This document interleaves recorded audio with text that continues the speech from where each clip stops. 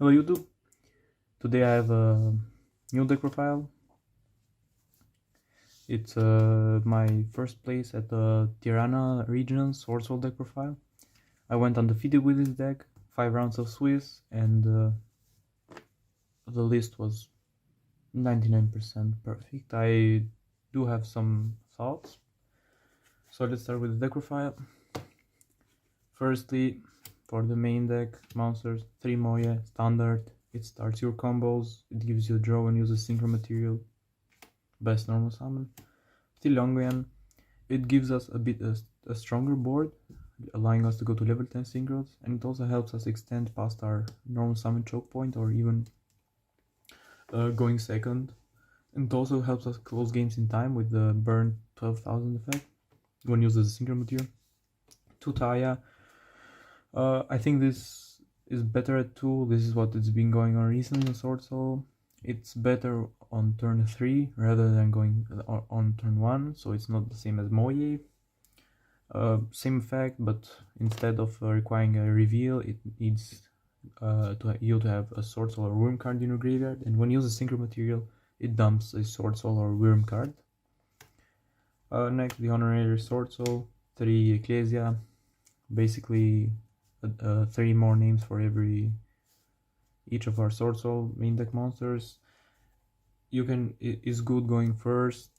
Still is basically a Moye or Taye going first, but I think it's way better going second because it gets more value, because if your opponent controls more monsters, like a Pancratops, you can special it. Also, it's a quick effect to summon, so you can dodge cards like Impermanence, Impermanence and target-based negation. And also you can use it during the battle phase, so you can bait out like special, go in the battle phase, try to bait out something, then with the battle, then chain Ecclesia. Next, for the Tani, which has always been Tani SWORDSOUL, no pure SWORDSOUL, no pure Tani, it's always been Tani SWORDSOUL. The decks, the 2 engines, like perfect match made in heaven. Free body, all the Tanis are free bodies if you have no effect monsters, and on the graveyard, this card banishes itself to summon a Tani from your deck, but it locks you to Worm, which most of the time doesn't matter. 3 Vishuddha, same effect, but in the graveyard it bounces by banishing itself, so it can help you play through interruptions or floodgates. 2 Adhara, it banishes itself to add one if you banish banish Worm cards, so good synergy with Taye, because you can banish, let's say, Longyan or Moye with Taye and add of this. 1 Shatana, it's more of a situational card. It has a certain interaction with the card I'll explain later, and also it protects our non-effect monster, because if a non-effect monster I control will be destroyed by battle or card effect, I can banish this from my graveyard, summon it back, the non-effect monster, and destroy a monster my opponent controls. So it's cool. 3 Ash Blossom, it's been like the standard hand trap for like 3 or 4 years now.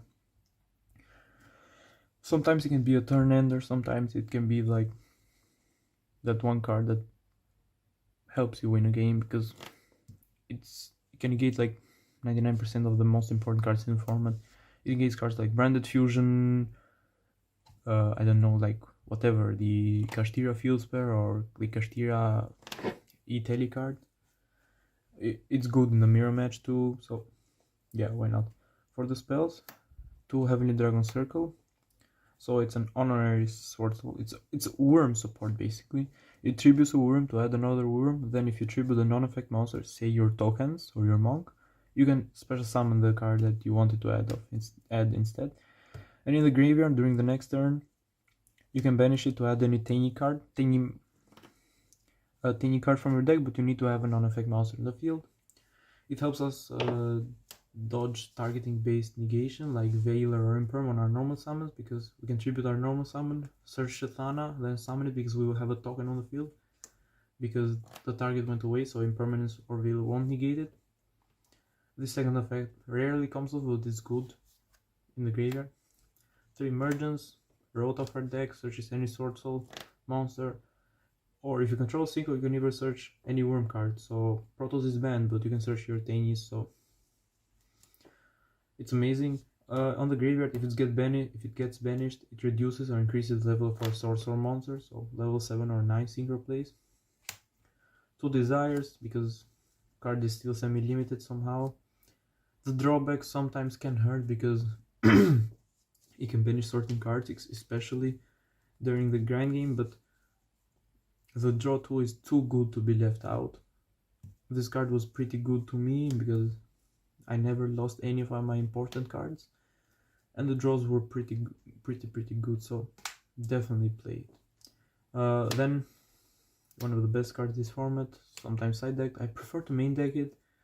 I think it's Book of Eclipse is such a strong card this format. Some worst case scenario, you can use it as an ash bait, but sometimes it ruins boards. It can destroy Kashtira player's life. It's decent against Branded and even against other decks. That even in a mirror match, even if they put out Baron, you can still use this and bait out the Baron for free. Then one of the MVPs of the tournament, Triple Tactics. The draw 2 effect is what I use the most, because I would get ashed on like my SWORDSOUL Emergence or my Ashuna in the graveyard 99% of the time, so I use this card to dig deeper, but yeah, the draws weren't the best.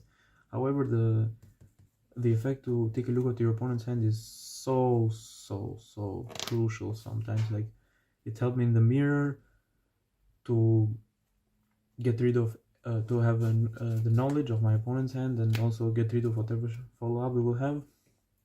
So I would definitely play it because we still have a shit ton of hand traps running around in the format. And then this was a bit of a last minute decision. Normally you don't see this main deck, but I had my reasons of maining Forbidden Droplet. 2 copies. A third one, I don't know if I would play. It was good, it did its job. Could have been better.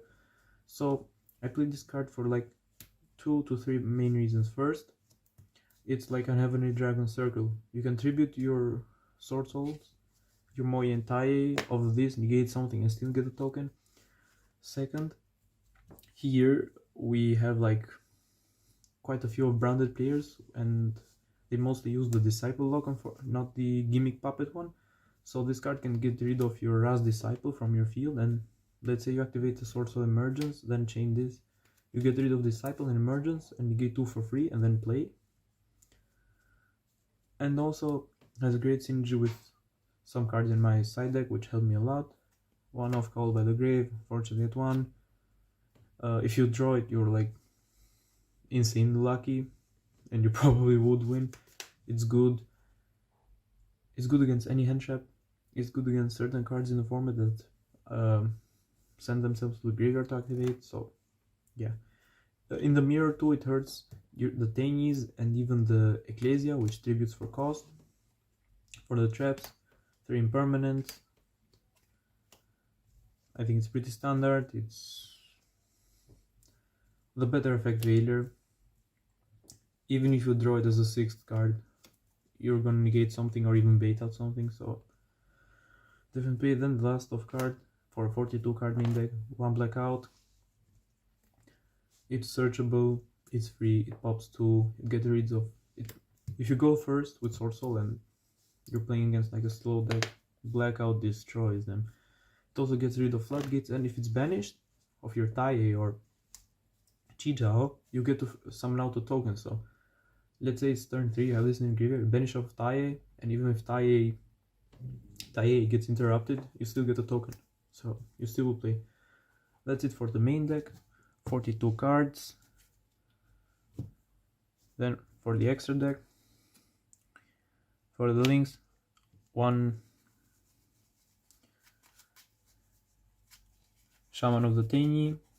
So this card has a good amount of usage for the deck. Most of the times you would use it as a turn 3 play to revive any of your SWORDSOULs in your graveyard, and it even has a good interaction with Taya, because you can dump Moi off of Taya and then revive it with this. The discard cost most of the times will help you discard tinies in your hand, but don't forget that after you use this, only tiny extra deck monsters can activate the effect. So if you go for this, revive Moye and you make YuGiOh, you can't activate this effect. And also it has like a second effect that people tend to not know or read at all, and if you're non-effect monster battles, it pops a card. Speaking of the god of the deck, it's a vanilla, but the amount of pressure this card gives our deck is amazing. Any tiny you open your hand gets turned into this, which turns on the tiny. You can use this, you can pop this off of Blackout, and then if you open Shatan, you can revive this back. You can summon it off Shaman and get rid of opponent's card by battle because it will trigger Shaman's effect. Super important card for the deck. Definitely a 3. Most of the times you only use 1, 2 at best, but the third one will even come up, so better be safe than sorry. For the synchros, for the 8s, 2 YuGiOh. The most important level 8 synchro. It starts your engine, searches or any SWORDSOUL card, or banishes one, so you can even banish Blackout or Emergence directly from your deck to get their banish effects. And during either player's turn, you can banish a card and a SWORDSOUL card or wound monster and negate and face up monster your opponent controls. But only one effect per turn, so if you search, you can't use the negation effect on the same turn. So 99% of the cases you will have this guy in the field, search, and then have it as an interruption your opponent's turn. Also it's pretty big, it's 28,000 attacks, so not that easy to out. Then one Draco Berserker. We play this because after we've used Ashuna we're locked to Worms, so if we make our YuGiOh or level 10, this is the only good card we can make then, because we're locked to Worms. It banishes an opponent's monster activates effect. So against certain monsters it's like, let's say it's like effect negation because they have to be, they get banished so they can't fully resolve the effects. Also it can help you OTK because if it destroys a monster it gains its attack and it can attack again on monsters only. And also if you use Shaman you will only be locked into Ontanies from the extra deck, but you can make this guy, so it's like free. One Dragite. So this is the only the only reason we play Dragite is Moye is a water and Shatan is a water too, so we have a spell trap negation, so we don't lose too evenly, or lightning storm or spell trap board breakers. But this card rarely comes up because when you can have the opportunity to make 3 synchros, you'll probably have gone through the tiny line, so you will be locked into Worms. Still, I think that you have to play it because if it comes up, it's truly a good card. Super underrated Baxia. So it requires a tuner and a non-tuner worm, free for our deck. On summon, it spins cards into the main deck, equal to the different attributes used for its summon. So your tokens are always water, so if you make this with a tie and a token, wind and water, you spin back 2, and shuffling to the deck is such a good way to clear cards because they won't go to the graveyard and your opponent completely loses them. Also, you most of the times you will chain block this because you can use this chain one, and the SWORDSOUL you use this like Tyre Moya as chain 2. Also, it's a super underrated second effect. You can pop any card you control and targets any card you can pop any card you control, and one monster in your graveyard which is level 4 low will be revived. So you can use this and Taye, shuffle, then Taye will dump Moye, then you can use Baxia to destroy itself and revive the Moye and play again. You can also revive any level 4 low, so you can revive your 2 Tanies which are level 4 low, and even Ecclesia. Amazing card. For our level 7s we play the one and only Yazi. So unfortunately the bestial engine isn't anymore on SWORDSOUL, so you can't make this as often as you do with the Strudo. This guy is super important when going second, and if you open emergence, because you can banish emergence with Tae, make Tae level 3 and make this. So this card can be targeted. You can destroy this, you can destroy a Yangzing you control and one card your opponent controls. Destroy them, and if it's destroyed by battle or card effect, you can summon any worm from your deck. So you can make this with Taya, destroy a card, and summon Moi from your deck. It's amazing going second. For the level 9s, Chao Feng. So there is a line in which you can summon this guy before you play normal summon, and you summon this using Baxia, which means that this card will stop any light monsters from happening. I never summoned it in this tournament. This and Bax in Yazi never came up, but still you play it because why not? And also if it's destroyed, let's say because of your blackout, you get to search any tuner, so you can after exhausting its effect, because it stops cards like Nibiru, so you can summon this with your combo before your normal summon, so you can be protected like Veiler, Gamma, or Nibiru or Ogre. And you can pop this with Blackout and search Ash Blossom. I never summoned this guy. I don't think I needed to any times. Like if you go Baxia, it's not worth to go for this then, because Baxia is so strong by itself, or even the second effect to revive anything. And the Dragite never came up too, but the other guys were like pretty important. For the level 10s, this guy, Evil Longyan, Cheating Longyan, I never summoned it.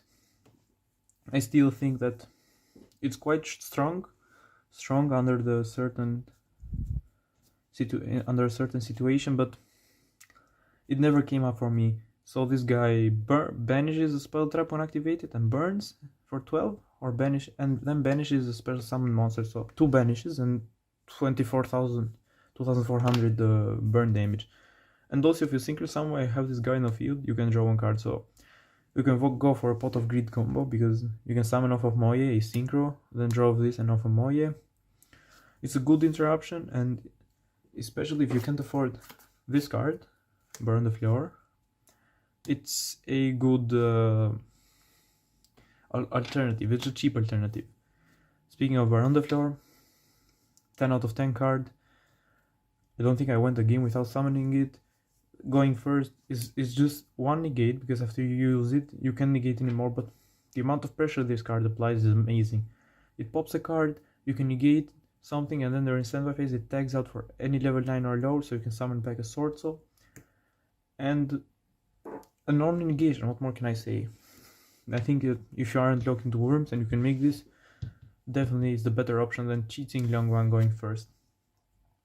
I know it's quite expensive, and even the reprint didn't help much, but unfortunately this is the YuGiOh now. And the last card on extra deck is Chenging. Chenging was like an OTK monster for me. Chenging with Vishuda were like what helped me tear boards apart. This guy is so good. The banishing effect, I rarely used it, but him being on the field and gaining attack and reducing attack, and also being able to protect himself, is so good. It's quite a bit of a board presence.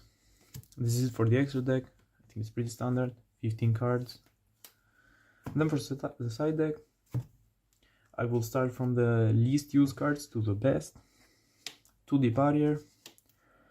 So I placed this card on last minute because I feared, not gonna lie, the branded matchup, and I wanted to have this card as an option going first. So if I can't play, because I do get it, if I can't play, or if my board gets broken, then they won't be able to play easy, because I can activate this as soon as standby phase. In the mirror, it's good only if you opt to go first, but don't play at all. Just set this card on something else and keep your hand, so you can just prevent them from playing, and then on your next turn OTK them. Never use the card. I believe I cited this card in the mirror. Never used it. I never faced any branded decks, unfortunately. We'll talk about the matchups a bit later. To draw, again, I sided this in again because decks do search a lot. Dark World is quite a scary deck, and even branded search a lot. Same as the barrier. I never faced any of these decks. It's funny, I got like the weirdest matchups. 3 Nibiru. It was good. It helped me win the mirror. At the same time, it kind of lost me that because I unfortunately ended up opening 3 Nibiru. I also opened this card 2 games in a row against Sprite, and the first game it was dead because they can play around it, and the second game it was like a stall card, or it was just there. It helped me like have it just present. So another 2 Dark Ruler. So Dark Ruler, what Nibiru doesn't cover, Dark Ruler can cover it. At 2, because I don't have a good history with this card, I like open multiple copies, so I think 2 was a good ratio. It was good, it was there. Unfortunately, every time I opened this card I had like a super amazing hand, so this card was like overkill, no need to activate it. Then on the MVPs, 2 Cosmic Cyclone and 1 Harpy's Feather Duster. These are cards that you can side in on any matchup. Whether you play against like a pseudo combo deck, a back row heavy deck, more of a control type deck. There are just too much like back rows in the moment. It's amazing in Runic Naturia, because we had Runic Naturia, but I managed to dodge them, and not gonna lie, I'm kinda lucky. I don't really enjoy playing against that deck. It was good in the final against a certain specific deck. This card was like perfect, amazing, and I think this is the MVP of the whole tournament. Such a strong card, man, evenly matched. It destroys anything, and I agree because I lost game 1 of round 1 because I went first and the opponent was main decking this and had 2 copies in the end. But this card, man, is so good. If you're not playing evenly, you can even main deck evenly matched. I would probably cut my Book of Eclipses, or even, I know it's crazy, but even the Ashes, because this card was like MVP, perfect. The Ash came up, but it was nowhere close to this card. Also, I do be kinda lucky with my side jack. I ended up drawing this card quite a lot, and I ended up drawing this alongside Droplet, so I go evenly, they chain, then I chain Droplet to send out my evenly match, so they can't negate their negation, and also they can't respond with a trap card to evenly, so no judgment, or to Droplet, or so no judgment or any other trap card. Card is bonkers, man. Too good for its moment. So that's it for the deck profile. I will briefly go over the matchups. So round 1 again, I faced against Labyrinth. I won that 2-1. After the siding, I lost game 1, but the side deck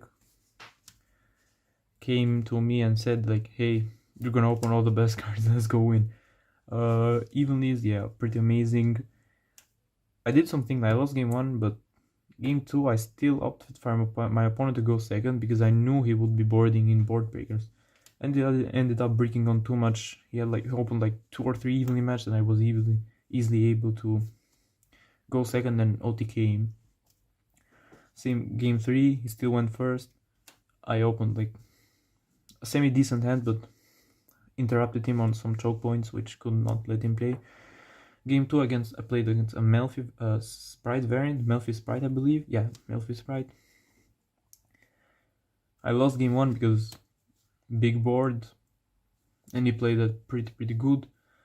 Game 2 and 3, it was like the pretty identical situation. I opened evenlies, 2 evenlies, Nibiru, Droplet, and like a dead Swordsoul. I opened like Tai both times. So I was like dropletting him and then just I was taking damage until I ended up drawing my engine, because he was pretty much out of cards. I couldn't let him play, but I couldn't play either, so it was like just off top deck war. Same for game 3.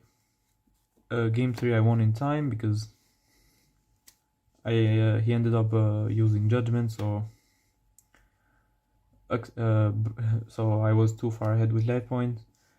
Round 3 I played against the mirror. Book of Eclipse pretty much did his job perfectly. Game 2 I ended up drawing like 3 Nibiru's in my hand, like I believe double Ashuna, and then I drew Lyongyan off the top, but he still had the big board, so he could, even through Nibiru, he managed to win turn 3. And game 3 I won. I got like, he couldn't do much. I opened a decent deck. Thailand's pretty much doing the job. Round 4 I faced against Dragon Link. I 2-0'd him. He was playing a bestial heavy variant, which bestials, like, my deck doesn't care about that much about bestial. Sure, Vishuddha and Ashuna and even Ecclesia, but most of the time the bestials were only fodder for my triple tactics talent. And the guy unfortunately opened up the one-offs, the field spell, and the other one-offs which he usually wanted to search, and 2 pretty well timed Ash Blossoms stopped his turns. He went first both games. And on the final I played against definitely the underdog of the tournament, Generators. So that's why I said that Cosmic Cyclone was amazing. He won me game 3. Honestly, I only knew about the Generator fields, but I hadn't read any of the new support cards. So game 1 I got blowed up. Game 2 he opened good. I somehow managed to survive, and then survive his push, and then with the amount of resources I had, I managed to OTK him. And game 3 I opened like Imperm, Cosmic, Ash, two SWORDSOUL names, and I was like, he was like oh, okay, GG. So this is my first place regional deck profile. Thank you guys.